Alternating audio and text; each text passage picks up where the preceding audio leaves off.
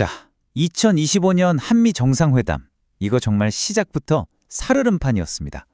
한쪽에선 숙청이라는 말까지 나왔는데 다른 한쪽에선 글쎄 수천억 달러짜리 보따리를 들고 나타났단 말이죠.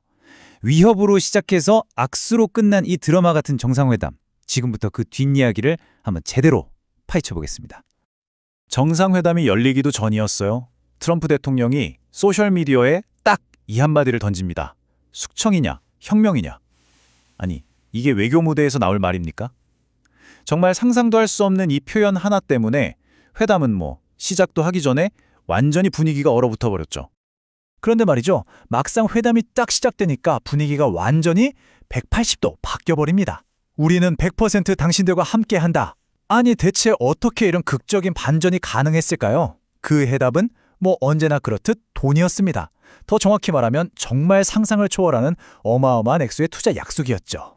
네, 바로 이 지점에서 위기를 기회로 바꿔버린 한국의 승부수가 등장합니다.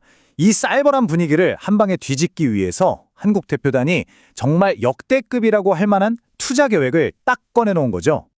금액이 얼마냐고요? 무려 3,500억 달러.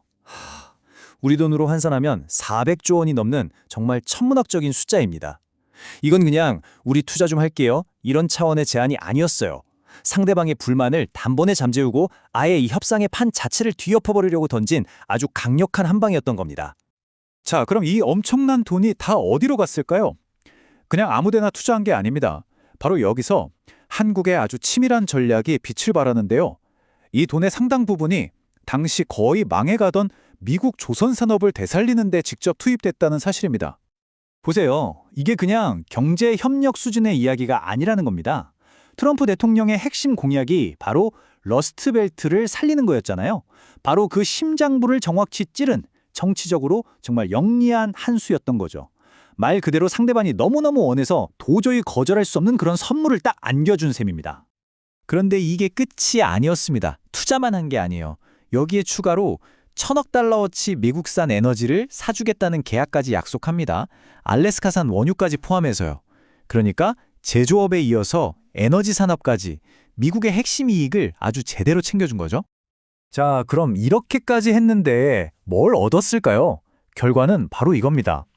한국이 총 4,500억 달러, 정말 막대한 선물을 안겨주는 대가로 미국은 우리가 가장 민감해했던 자동차 관세를 내려주기로 합의한 거죠. 한마디로 현금으로 위기를 정면 돌파한 겁니다. 자, 이렇게 돈으로 급한 불은 껐습니다. 하지만 아직 가장 까다로운 문제가 남아있었죠. 바로 북한 문제입니다. 이 문제는 돈만으로는 해결이 안 되잖아요. 아주 정교한 외교술, 그리고 심리전이 필요한 영역이었죠. 바로 이때 이재명 대통령의 아주 영리한 언어 전략이 나옵니다. 트럼프 대통령을 향해서 당신이야말로 한반도 평화협상의 주인공, 바로 피스메이커라고 한껏 치켜 세워준 거예요. 모든 스포트라이트를 다 넘겨준 거죠. 그러면서 자신은 그 옆에서 협상 속도를 조절하는 페이스메이커 역할을 하겠다고 한 발 물러서는 모습을 보입니다. 이게 참 상대방 자존심은 잔뜩 세워주면서도 협상의 주도권은 놓지 않으려는 굉장히 절묘한 외교적 한 수였던 겁니다. 이런 외교 스타일을 딱 한마디로 보여주는 발언이 있었죠. 바로 이겁니다. 북한에 트럼프 타워 하나 짓는 돈 어떠십니까? 이 얼마나 재치 있는 말이에요. 딱딱하기만 한 외교 무대에서 이런 유머와 칭찬을 섞어서 분위기를 풀고 또 개인적인 유대감까지 쌓는 전략. 당시 언론들이 이 순간을 놓칠 리가 없었죠. 물론 이런 방식을 두고 이거 너무 과한 아부 아니냐 이런 비판도 분명히 있었습니다. 지금 보시는 폴리티코의 평가처럼 말이죠.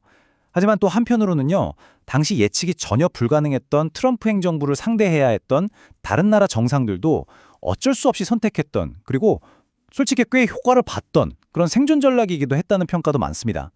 자, 이렇게 겉으로 보기엔 화려한 악수도 하고 수천억 달러짜리 거래도 성공시켰습니다. 하지만 그렇다고 모든 갈등이 완전히 해결된 건 아니었어요. 물밑을 들여다보면 여전히 아주 위험한 균열들이 그대로 남아있었거든요.